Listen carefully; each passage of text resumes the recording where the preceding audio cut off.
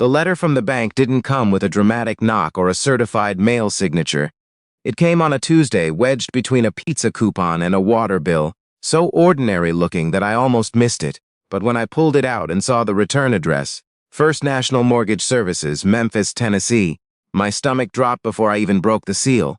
90 days past due. Final notice before foreclosure proceedings.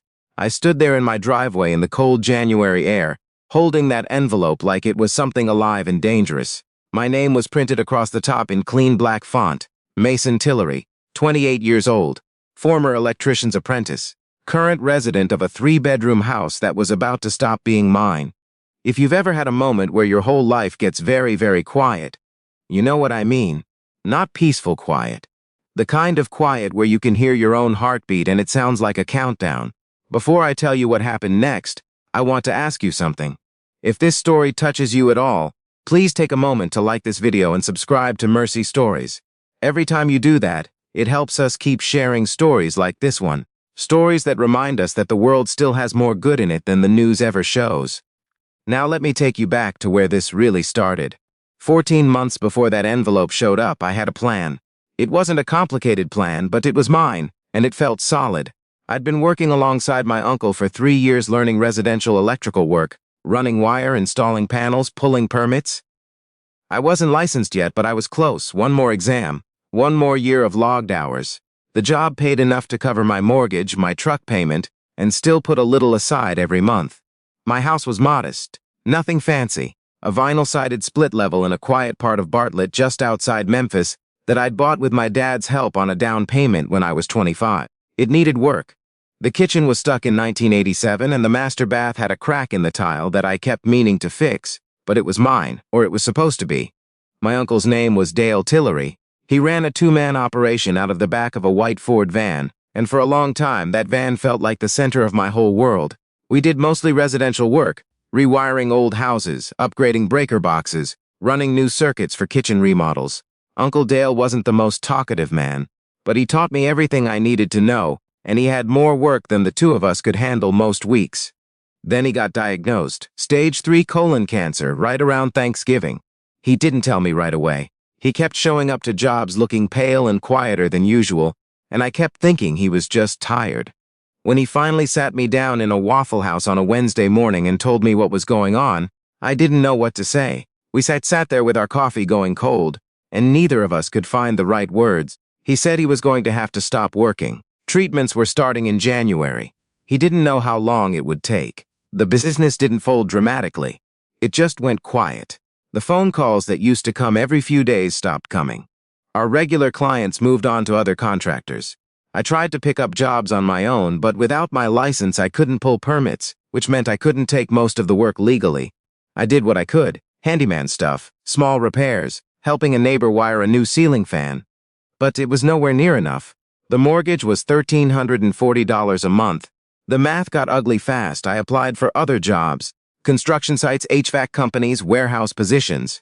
I put in for a facilities job at a hospital out in Germantown that paid $15 an hour. I interviewed twice and never heard back. I applied to a distribution center that was hiring in bulk, sat through 3 rounds of testing, and got a form rejection email that had clearly gone out to 50 people at once. I applied to a hardware store, a manufacturing plant, an apartment complex that needed a maintenance tech. One by one, they all said no, or they said nothing at all, which was worse. By September, I was behind on everything. By October, I had borrowed from my mother twice and paid it back once. By November, I stopped answering calls from numbers I didn't recognize because I knew what they were.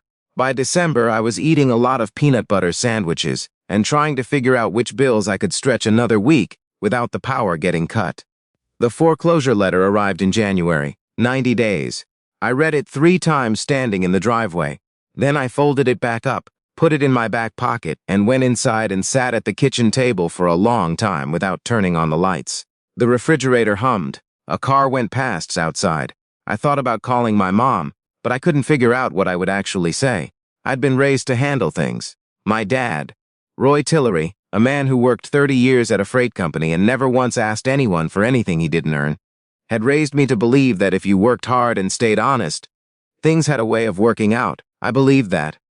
I had always believed that, but sitting at that dark kitchen table, It was getting harder to see how it was supposed to be true. By the second week of January, I had started doing what I didn't want to admit I was doing, which was mentally sorting my furniture. The couch could probably go in a storage unit. The tools I'd have to keep close. I might need them to work. The bedroom set had been my grandmother's, and I wasn't willing to think about that yet. I wasn't ready to give up, but I was getting ready to leave.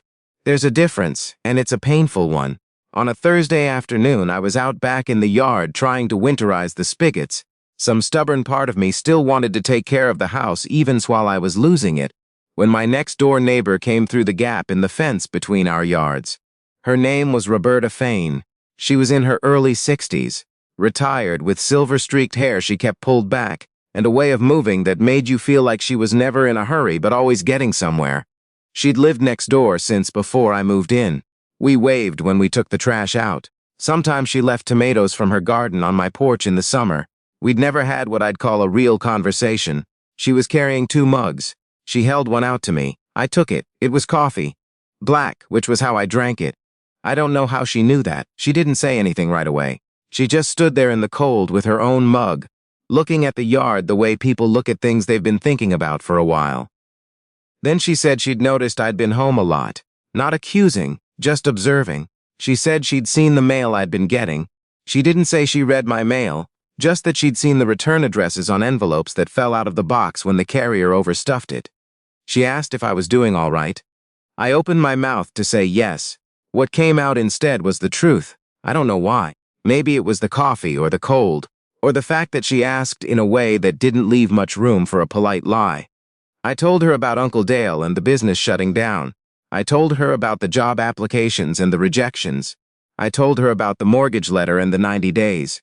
I stood in my own backyard and told a woman I barely knew that I was probably going to lose my house, and I couldn't quite look at her while I said it because I was ashamed in a way that sat deep in my chest and didn't have anywhere to go. When I finished, she was quiet for a moment. She looked at her coffee. Then she said, "I want to show you something tomorrow. Can you come by around 10? I said yes, mostly because I didn't know what else to say. I barely slept that night. I kept turning it over. What could she possibly want to show me? I half expected she was going to hand me a list of apartment rentals or give me a pamphlet about bankruptcy. I wasn't sure I could stand the pity of it, but I also wasn't in a position to refuse help in whatever form it showed up. At 10 the next morning, I knocked on her door. Roberta answered wearing reading glasses pushed up on her forehead and holding a yellow legal pad covered in handwriting. She waved me inside like she'd been expecting me for hours. Her house was the mirror image of mine, layout-wise, but it felt completely different. Where my place was half empty and dusty from neglect, hers was full, not cluttered, but lived in, bookshelves on every wall. A big kitchen table covered in papers and folders, plants on every windowsill. It smelled like coffee and wood and something I couldn't name that just felt calm. She poured me another cup and sat down across the table. She pushed the legal pad toward me. I looked at it. It was a list of names and phone numbers, but also notes, property addresses, dates, dollar amounts. I didn't understand what I was looking at, she explained. Before she retired, Roberta had spent 22 years working as a housing counselor for a nonprofit in Memphis called Second Foundation. She'd helped hundreds of families navigate foreclosure, loan modifications, HUD assistance programs, and housing grants. She'd left the organization 4 years ago, but she still knew everyone. She still got calls sometimes from former colleagues, and she had been thinking, for the past year, about starting something again. A small community resource office, right here in Bartlett, that could help people who were falling through the cracks in the housing system. People who didn't know what programs existed. People who were 90 days out and didn't realize there were still options. But she'd been going back and forth about it. She was 63. She didn't want to do it alone. She'd been trying to figure out what it would actually take.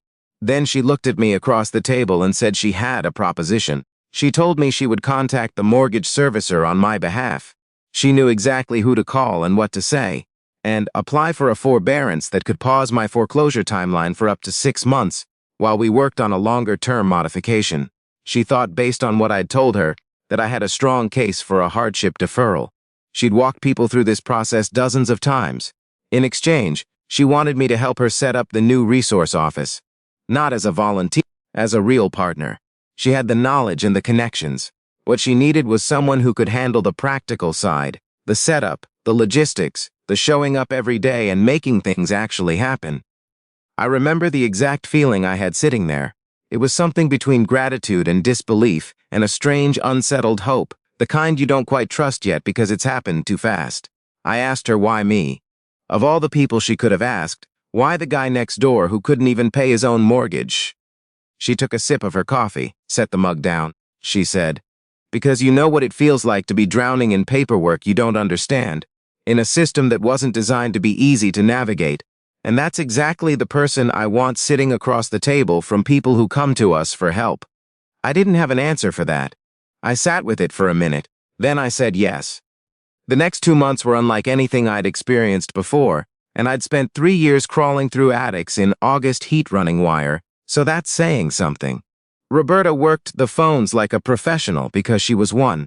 Inside of 2 weeks, she had been in contact with my loan servicer, filed a hardship application on my behalf, and secured a 3-month forbearance while a modification review was pending. The foreclosure clock stopped. The house was still mine. Meanwhile, we started building. Roberta owned a small commercial space on Stage Road that she'd been renting to a tax preparation service that had gone under 2 years earlier. It sat empty and collecting dust, but it had good bones, wide windows, a waiting area, 2 back rooms that could serve as private consultation spaces. We spent the first 2 weeks just cleaning, scrubbing floors, painting walls, hauling out the remnants of the old tenant. I fixed a short in the electrical panel, finally a job I knew exactly how to do, and got the lights running properly for the first time in years. We called it the Bartlett Housing Resource Center. We didn't have a big launch. We didn't have a ribbon cutting or a press release. We just put a sign in the window and started telling people we were there. Roberta called former colleagues at Second Foundation and at the Shelby County Housing Authority. She reached out to a local pastor whose congregation included a lot of working-class families. She contacted a financial literacy nonprofit in East Memphis that was looking for a partner location on the western side of the county, and then people started walking through the door. The first person I remember clearly was a woman named Tricia. She was in her 40s, worked nights at a logistics warehouse, and had fallen behind on her rent after a car repair wiped out her emergency savings. She sat down across the table from me with a manila folder full of papers and a look on her face I recognized immediately. The same quiet dread I'd carried around for months, the same forced steadiness that meant she was holding it together by the thinnest possible thread. I helped her fill out a rental assistance application through a county emergency fund that she hadn't known existed. The whole process took about 40 minutes. She was approved within the week. When she came back in to tell us, she had her daughter with her, a little girl in a purple coat who spent the whole visit spinning slowly in the waiting area chair, like it was the best thing that had ever happened to her. Tricia shook my hand and then Roberta's and said, "Thank you," in a voice that made the room feel very full. That feeling, I can't describe it exactly.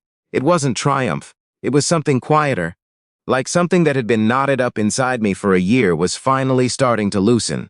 More people came. A retired postal worker named Gene who had gotten caught in a predatory mortgage refinance scheme and needed help understanding his legal options. A couple, the Bradfords, both laid off within 3 months of each other, trying to figure out if they qualified for a state housing stabilization grant. A 22-year-old kid named Terrell who was about to age out of foster care and had no idea how to rent an apartment, what a credit check was, or where to begin. Every story was different. Every story was also, in some fundamental way, the same. People who had done everything more or less right, or as right as they could manage, and still ended up in a place where the system was too complicated and too impersonal for them to find their own way through it. I stopped waking up dreading the day. I started waking up thinking about who was coming in, what we needed to get done, whether we'd heard back on Gene's case yet. About 2 months in, something happened that I still haven't figured out how to fully explain. A contractor named Paul Weston came in to donate some used office furniture, a pair of chairs and a filing cabinet his company was replacing.